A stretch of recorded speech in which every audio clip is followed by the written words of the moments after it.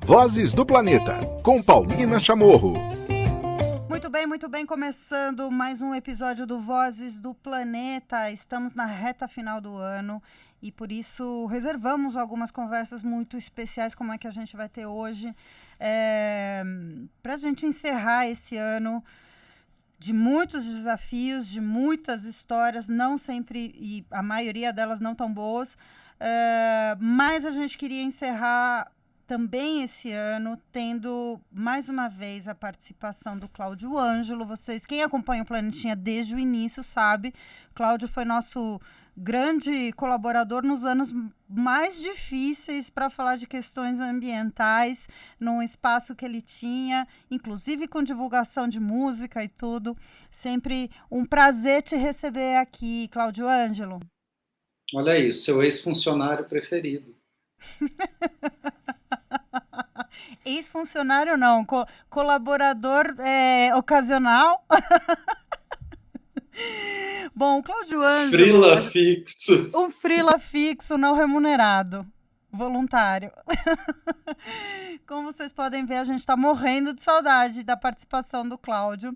Esse ano foi um momento muito especial, ele trouxe uma contribuição essencial para a história do ambientalismo brasileiro, que é deixar documentado através desse livro, O Silêncio da Motosserra, quando o Brasil decidiu salvar a Amazônia, que teve colaboração do Tasso Azevedo, trazendo realmente uma história que precisava ser contada, né, Cláudio? Quantos anos de preparação, de pesquisa, foram mais de 200 entrevistas para você trazer esse livro este ano pela Companhia das Letras? Quanto tempo? Olha, a primeira entrevista que a gente fez foi em fevereiro de 2020. Então foi assim, foi um livro apurado basicamente durante a pandemia, né? Uhum. Porque foi uma entrevista em São José dos Campos, com a Thelma Krug e o Dalton Valeriano, na casa da Thelma Krug, dois pesquisadores super importantes do INPE. E a pandemia começou logo depois. Então, até a entrega do manuscrito foram 3 anos e pouco. Entreguei a primeira versão do manuscrito em, acho que setembro de 2023. Setembro de 2023. Se não me falha a memória, porque já as coisas já estão meio... parece que já faz muito tempo, mas revisões entre idas, vindas, etc., foram tipo 4 anos, do momento em que eu recebi o convite para fazer o livro do Ricardo Tepperman, lá da Companhia das Letras, novembro de 2019 até o lançamento agora em setembro de 2024, foram mais de 4 anos. Cláudio, bom, o título, para quem ainda não teve acesso, eu nem dei spoiler, O Silêncio da Motosserra, quando o Brasil decidiu salvar a Amazônia, ele foca num período que precisava ser contado do Brasil? Olha, Paulina, a desculpa originalmente era a gente tratar de um período curto, né, que é o momento da queda do desmatamento, aquele período entre 2005 e 2012.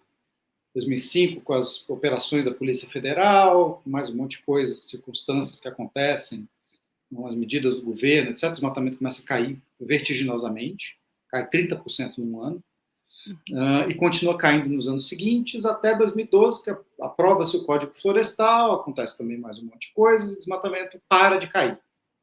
E ele começa a oscilar, sobe um pouquinho, desce um pouquinho, sobe um pouquinho, desce um pouquinho, ele chega ao seu nível mais baixo em 2012 e nunca mais volta para esse patamar dos 4, 5 mil quilômetros quadrados.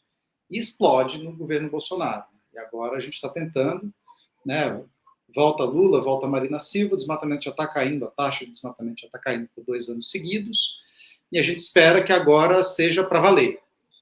Então, apesar da gente ter um foco inicial nesse período do milagre, né, do PPCDAN, as origens disso estão muito antes do governo Lula, porque o Brasil já fez tentativas anteriores de controlar o desmatamento na Amazônia. E por uma série de motivos, isso nunca deu muito certo.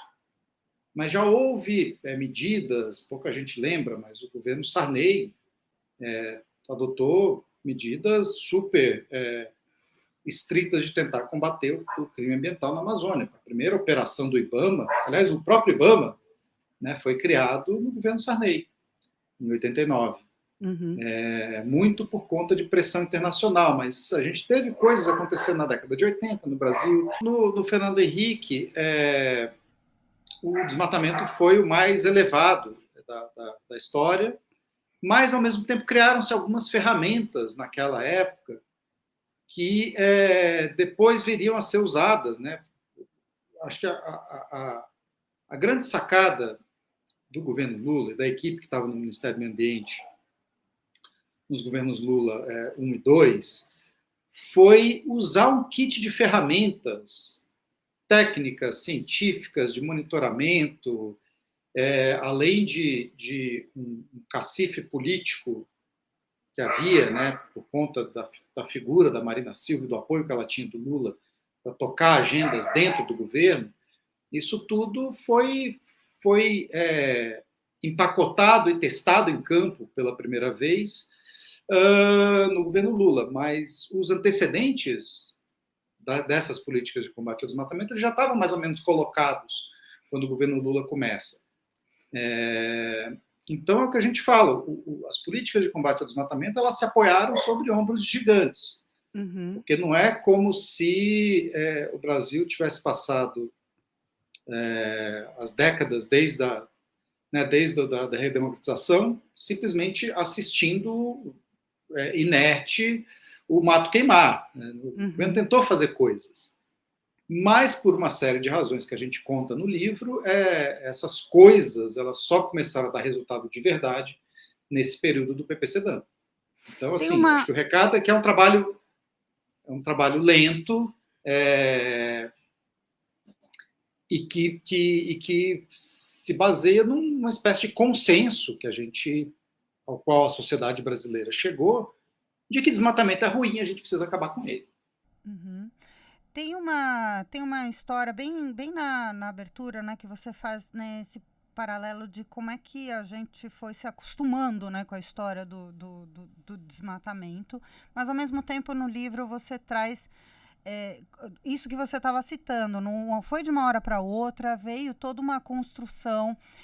No caso da ciência, né, tem um papel fundamental no desempenho da questão de satélites. Logo na abertura, já dando spoiler aqui do livro, você conta de uma forma muito chamativa, muito legal, as incursões, né, em campo para fazer associação com as imagens de satélite, enfim.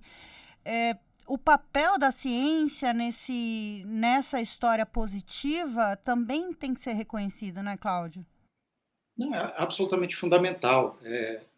Se a gente tem uma situação no Brasil hoje de um consenso de que a gente deve acabar com o desmatamento e de ações de governo que levam à redução do desmatamento, a gente deve isso a duas categorias profissionais, cientistas e jornalistas. Porque foi a mobilização da opinião pública via imprensa, feita sobretudo por cientistas, muito por antropólogos também, cientistas sociais, né, que desde a época da ditadura estavam em contato com os povos indígenas e outras comunidades tradicionais da Amazônia, e estavam vendo o problema, né, desde o ponto de vista dessas figuras que nunca tiveram lugar à mesa, né, no Brasil, até anteontem, né? A gente criou o Ministério de Povos Indígenas 2 anos atrás. Então, os indígenas eles foram representados durante muito tempo em suas aflições por antropólogos, por esses cientistas sociais, vários gringos, americanos, sobretudo. Então, por conta desses dois tipos de gente, né, cientistas e jornalistas, é que a gente viu essa história acontecer no Brasil. E a ciência foi absolutamente fundamental, porque, primeiro, para entender a Amazônia, E depois, já na década de 80, para entender quais seriam as consequências para a humanidade de perder a Amazônia. A descoberta do papel da floresta como reguladora climática e das emissões de gás de efeito estufa causadas pelo desmatamento, pelas queimadas, isso foi uma tremenda revolução, né? Isso abriu os olhos da sociedade para a necessidade da gente de botar um fim nisso. Uhum. Outro ponto também que é claro, né, já mostra isso, inclusive, no título. Eu queria que você contasse a escolha, né, do título também, né? Porque tinham várias opções, né? E me parece curioso você usar salvar a Amazônia. É algo que não, não combina com você. O que aconteceu aí? Foi de propósito, foi uma provocação. Esse título, ele é ao mesmo tempo... porque assim também, né? Quando o Brasil decidiu salvar a Amazônia, repare que, né, como não tem nenhum alienígena invadindo meu corpo, ainda sou eu, né, ainda fui eu que escrevi isso, entre a decisão e a execução tem uma distância, né? Eu poderia escrever um livro assim, como Cláudio Ângelo decidiu parar de beber. Eu não parei ainda de beber, mas, né, tomar a decisão é o primeiro passo. Então, o Brasil, de fato, decidiu. Eu acho que por mais que os ruralistas achem o contrário, e por mais que a gente tenha tido provas em contrário durante o governo Bolsonaro, a gente tem um consenso na sociedade brasileira contra o desmatamento. Ninguém acha bonito mais desmatar. E muito poucas pessoas vão dizer que, não, isso aqui eu faço porque o meu avô fazia, o meu pai fazia, e a gente tem que fazer, e o progresso depende disso. Essa coisa não é mais aceitável socialmente hoje, embora a gente, evidentemente, ainda encontre pessoas, sobretudo, né, nos estados amazônicos, que têm um discurso assim. Acho que, mas mesmo entre os piores bandidos da floresta, é uma coisa meio assim, envergonhada, tipo, olha, eu estou desmatando aqui porque eu preciso comer. E que, em geral, não é verdade. Né? Desmata porque ele está especulando com terra, precisa ganhar milhões de reais especulando com terra. Muito raramente você tem casos em que as pessoas cortam floresta porque elas precisam comer no Brasil. E as que fazem isso, cortam floresta porque precisam comer, respondem por uma porção muito pequena do desmatamento total que a gente vê. Mas tem um consenso construído na sociedade brasileira. Eu acho que foi graças a esse consenso que as políticas públicas contra o desmatamento puderam ser adotadas, colocadas em prática. Então, eu resolvi, de fato, fazer uma provocação. Eu acho que salvar a Amazônia é uma decisão tomada pelo Brasil. Nós vamos chegar lá, eu tenho essa convicção. Embora, evidentemente, o impacto das mudanças climáticas sobre a floresta seja uma coisa com a qual a gente não estava muito contando quando a gente terminou de escrever o livro. Ninguém esperava ver 2 mega secas na sequência na Amazônia, e incêndios florestais que são diferentes de queimadas. Né? Queimada, você derruba e toca fogo. Incêndio florestal é quando a floresta em pé, uma floresta úmida, em inglês chama rainforest por uma razão, porque é uma floresta pluvial. Essas florestas não deveriam pegar fogo. Quando elas pegam fogo por conta de um evento climático extremo, a gente fica de orelha em pé. Então, a gente, embora seja imponderável nesse momento, o que é a mudança do clima, quão pior pode ser o efeito da mudança do clima sobre a Amazônia, eu acho que a gente tem, de novo, um consenso sólido na sociedade de que desmatar a Amazônia é errado, é imoral, é economicamente estúpido e que a gente precisa parar de fazer isso. E as ferramentas estão aí, o Brasil já mostrou que é possível. Então, acho que o recado é esse. A gente já mostrou que dá para fazer, então podemos fazer de novo, fazer melhor e dessa vez zerar o desmatamento e manter o desmatamento zerado. Cláudio, como você falou, né, ninguém esperava 2 secas seguidas, né, e se tudo está correndo, vai ser um 3º ano também de difícil, né, recuperação, pelo menos a questão hídrica, e aí a questão, né, das queimadas, como você bem colocou. Esse livro mostra, né, caminhos reais possíveis, documentados, de que é possível fazer uma mudança. O ano que vem, justamente, a gente vai ter uma reunião do clima, que você está vindo, né, de uma reunião do clima fatídica, mais uma, e deixaram tudo muito para o Brasil, para ser resolvido como se fosse possível, né, depois de anos e anos e anos de discussões, aí juntar tudo aqui.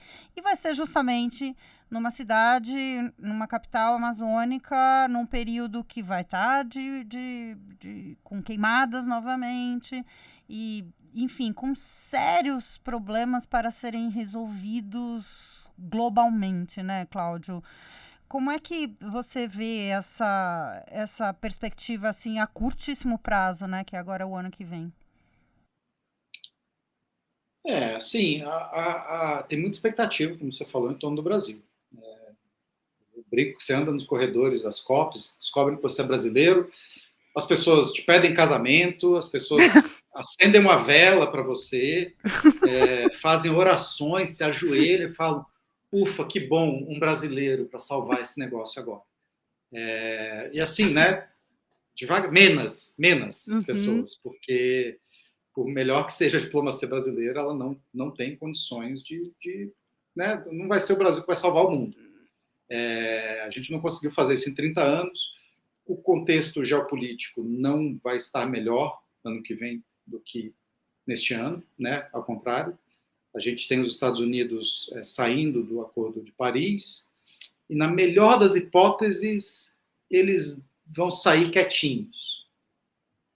Porque existe uma hipótese também dos diplomatas americanos, só de pirraça, os diplomatas que o Trump vai colocar lá nos Estados Unidos, eles chegarem em Belém já com fósforo na mão para tocar fogo em tudo.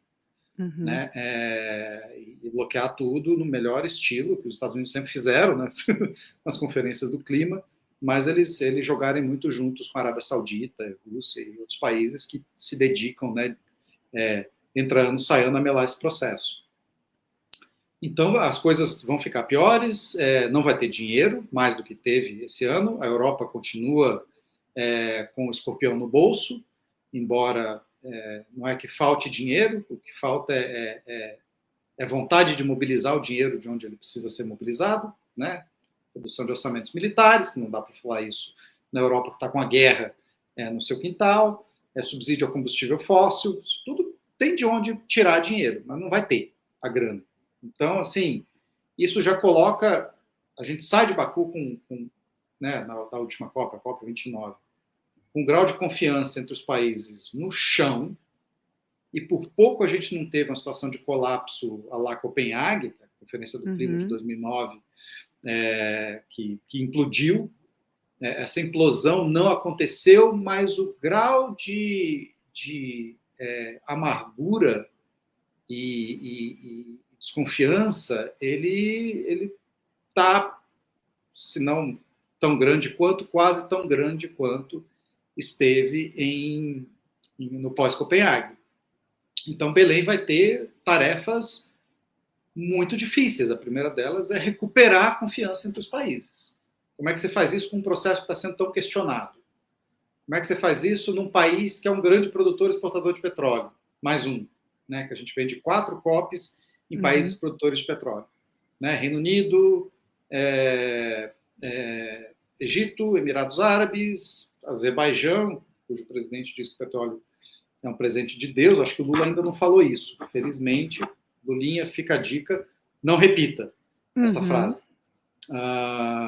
Mas, de fato, vai ser difícil você juntar os caquinhos que foram estilhaçados na Conferência de Baku, e ainda por cima tentar puxar uma agenda de aumento de ambição, que é o que a gente precisa, porque o 1,5 graus está basicamente perdido com o Trump no governo, mas daí não decorre que o mundo esteja acabado, porque vai ser muito difícil fazer 1,5 graus, né?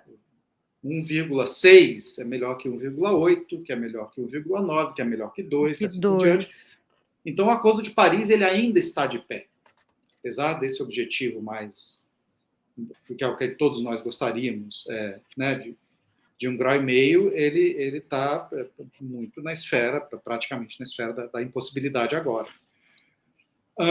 E é uma COP que vai ter que discutir, apesar dela ser feita na floresta, ela é uma COP que não vai poder ser, a gente não pode se dar o luxo de transformar a COP 30 numa discussão de floresta. Isso é só a COP da Amazônia, né? Eu posso provar que eu amo a Amazônia. Mas a COP não pode ser a COP da Amazônia. Ela vai ser uma COP na Amazônia, mas o que ela tem que discutir de verdade é combustível fóssil. Certo. Porque se a gente não dá um jeito na causa de 80% das emissões de gás de efeito estufa, a gente vai perder isso aqui.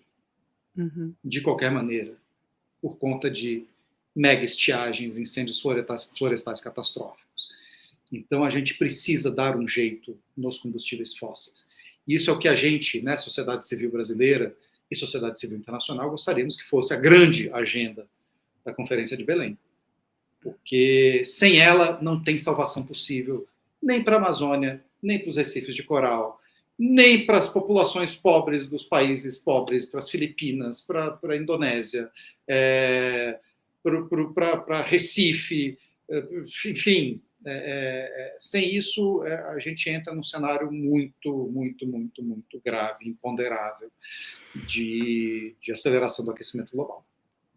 Cláudio, tem uma parte também no seu livro que me chama muita atenção, que traz um pouco da história né, eu falei na abertura, né, do reconhecimento das pessoas com a floresta, né? Você traz justamente toda essa visão colonial, né, que floresta era mato, que isso se perpetuou por muito tempo, e mato no sentido pejorativo, né, de algo sujo, enfim, e que isso foi ficando um pouco na sociedade.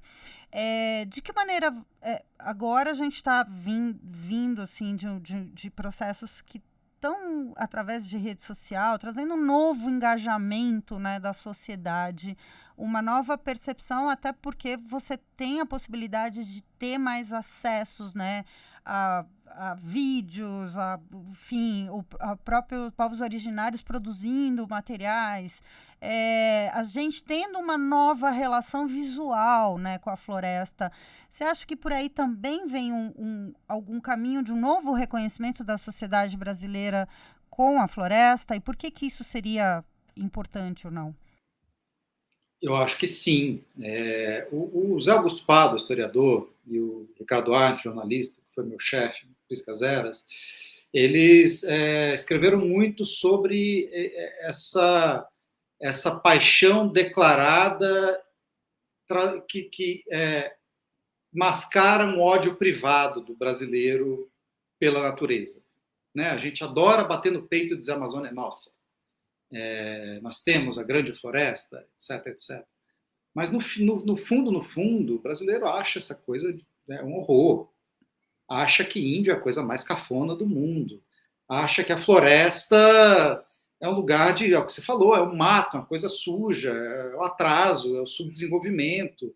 E bom mesmo é asfalto concreto e esses prédios horrendos que a gente tem nas nossas capitais, todos de vidro espelhado. Né? Progresso para o brasileiro é isso. Tem uma história, inclusive, de como isso é muito introjetado na mentalidade do brasileiro. Tem um episódio que a Maria Legrete e o Steve Schwarzman contam, da reunião do Chico Mendes e dos seringueiros e os indígenas, né, que fizeram a Aliança dos Povos da Floresta, foram lá conversar com o Celso Furtado, os indígenas, para defender. Celso Furtado é o ministro da Cultura do Sarney, maior economista da história do Brasil, de fato, um luminar da história do pensamento brasileiro, gênio, e ministro da Cultura do Sarney, né, um reconhecimento ao histórico dele, tal, o papel fundamental que ele teve no pensamento progressista do Brasil. Então, botaram ele lá no Ministério da Cultura, e aí foi a União dos Povos da Floresta conversar com o Celso Furtado. E os indígenas falando, não, a gente precisa de marcação de terra indígena. E os seringueiros falando assim, a gente precisa das reservas extrativistas. Aí o Celso Furtado falou assim, reserva extrativista? Vocês não estão entendendo nada, meus amigos. O extrativismo, ele é uma fase do desenvolvimento da humanidade. Primeiro a gente é caçador-coletor, aí a gente faz extrativismo, depois a gente aprende a plantar, depois a gente desenvolve indústria, é assim que a gente progride. Então, não havia, naquela época, e demorou muito tempo para que isso fizesse esse clique, em parte por conta de pessoas como o Chico Mendes, como a Maria Alegrete, o Steve Schwartz, a Marina Silva, o Ailton Krenak, né, lá no começo, Sim, né, da União dos exato, Povos da Floresta. a Florestania, né? A gente não tinha essa noção de que, não, sim, extrativismo é um negócio, é uma atividade econômica digna, que pode ser bastante rentável e que permite a gente perpetuar um modo de vida da gente com dignidade e decência dentro de toda a modernidade e fornecendo coisas de que o mundo precisa, tipo açaí, né? Que o mundo quer, de que o mundo precisa. Então, essa ligação da floresta com o atraso e da limpeza, né, entre muitas aspas, com a civilização, entre muitas aspas, isso permanece ainda com o brasileiro, né? Por isso que eu digo que a fronteira cognitiva talvez seja mais difícil de transpor nessa relação do Brasil com o seu patrimônio, né? do brasileiro com o seu patrimônio. Nunca foi tranquilo, sempre foi associado a essa coisa da colônia, da doença, da malária, né? Pô, mato, meu Deus, não, mato não. Mato tem bicho, tem doença, tem cobra, enfim. Tem sujeira. Sujeira, exato. Então a gente sempre foi muito contaminado por essa coisa europeia, né? De onde quer que o europeu pise, ele nunca vai enxergar, e foi assim no Peru, foi assim em todas as colônias europeias, ele nunca vai enxergar o lugar onde ele está. Ele sempre vai enxergar como é que ele pode reproduzir a Europa naquele lugar. E foi, né, essa é a nossa história com a floresta. Você falou um negócio super importante, Paulina, da associação visual. Eu acho que sim, com certeza absoluta. Tanto que na década de 80, com uma série de filmes de um cineasta britânico chamado Adrian Cowell, com um brasileiro chamado Vicente Rios, dois já falecidos, que começam a filmar a destruição de Rondônia na década de 80, que essa grande consciência começa a ultrapassar o círculo muito pequeno de pessoas onde essas informações circulavam. Então, assim, a televisão foi fundamental e hoje a internet é fundamental. Agora, igualmente fundamental é o fato de que você tem indígenas, seringueiros, ribeirinhos, ocupando os bancos de universidade no Brasil, ocupando cada vez mais a mídia, as redes sociais, né, para não dizer que rede social só produziu desgraça, as redes sociais produziram também uma mobilização imensa de povos e comunidades tradicionais no Brasil, que deram, né, cara para várias caras, inclusive, para esse movimento, pela defesa dos territórios, que, em última análise, é a defesa da floresta. Sim. Então, sim, felizmente, esse é mais um caminho que não tem volta no Brasil. E, de novo, a gente tem que reconhecer que indígena começou a frequentar a universidade depois das políticas públicas adotadas nos governos do PT, né? Governo Sim. Lula. Sim. Então, assim, Luiz Inácio Lula da Silva nunca critiquei. Né? Pode ser petroleiro, pode ser desenvolvimentista, mas fez um monte de coisas importantes também nesses governos dele.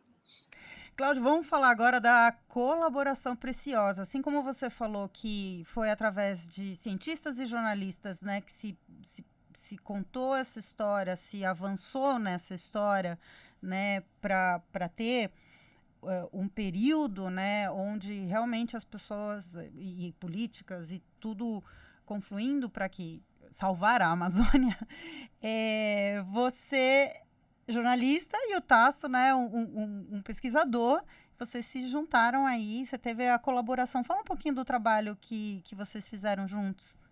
Tasso Azevedo, aqui apresentando certinho. Tasso Azevedo, que é difícil até não cabe listar o currículo. Né? Não cabe, enfim. Arquiteto do Fundo Amazônia, criador do SEG, criador do Map Biomas, fundador do Imaflora, simplesmente. Ele saiu da faculdade e fundou Imaflora. Eu vou criar uma flora. Esse é o Tasso.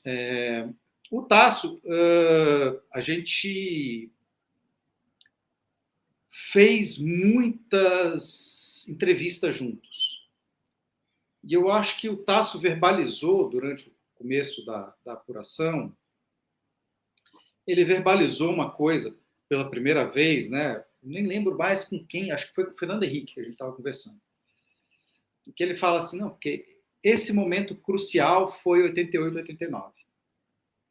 Tudo na história da Amazônia, tudo não, né? As coisas começaram antes, mas o momento de explosão cambriana, né, das políticas que levariam um dia ao controle do desmatamento acontece nesse período de 88 e 89, que é quando a gente tem a Constituição, absolutamente fundamental, o programa Nossa Natureza, que ele é assinado, a Constituição, olha que semana para o Brasil. A Constituição é promulgada dia 5 de outubro, o programa Nossa Natureza é dia 12 de outubro. Então, olha o que aconteceu no país nesse intervalo. De 7 dias, né? 8 dias. Caramba. Então, o Tasso tem esse clique, tipo, foi aí, nesse momento. E isso orientou uma grande parte do livro, né? O trabalho de escrita de apuração foi basicamente meu, mas acho que a visão, o olhar do Tasso sobre o período do PPCDAM, né, as coisas que ele viveu lá dentro,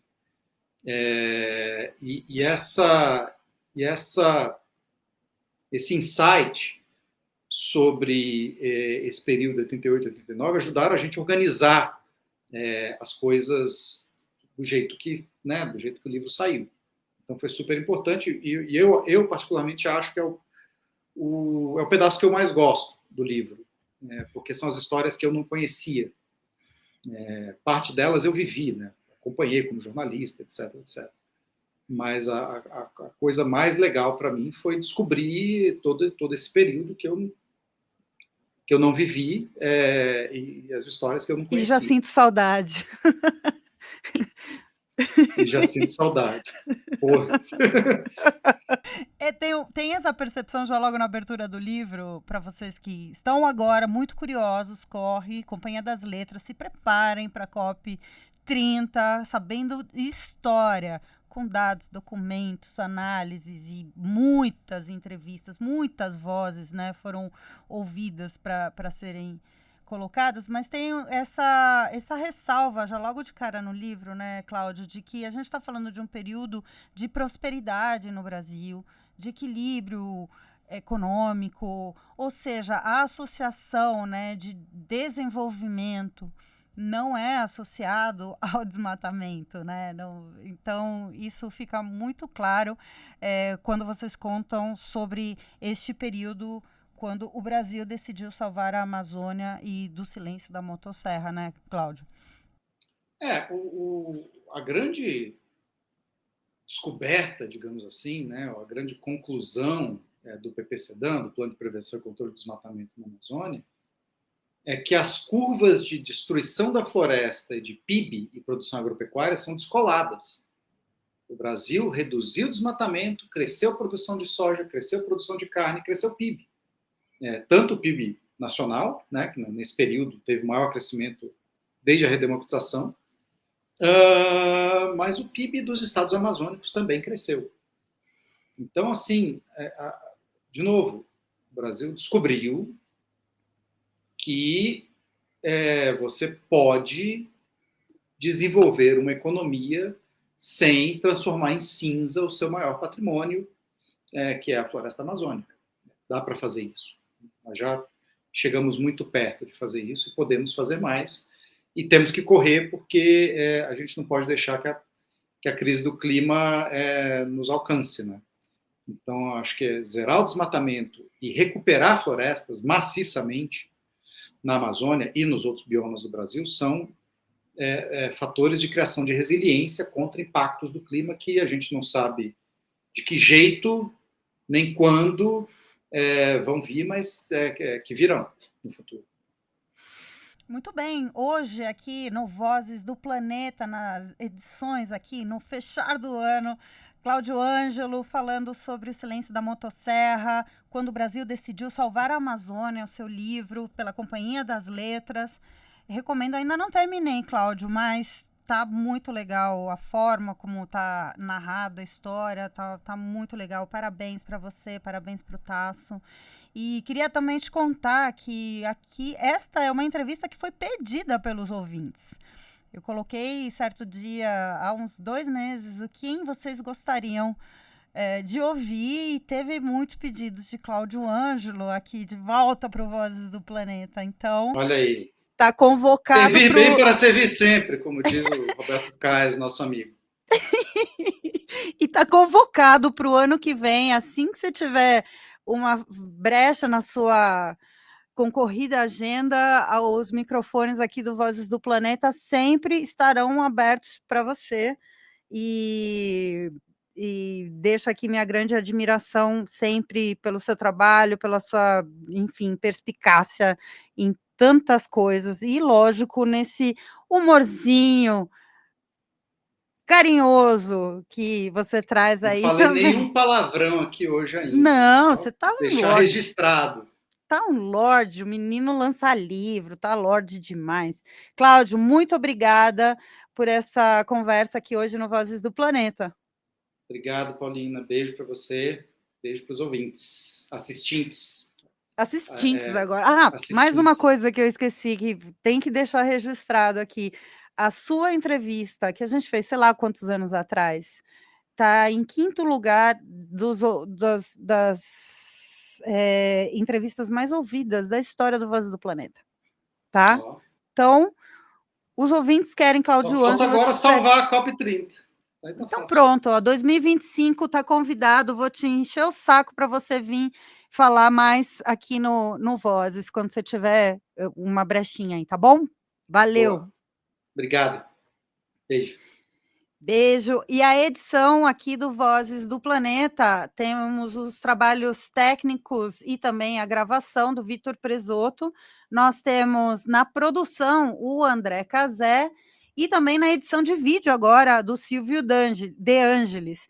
E, claro, o apoio sempre da Compasso Colab, de onde estou gravando nesse estúdio lindo, maravilhoso, e esses especiais de final de ano. Até uma próxima. Tchau.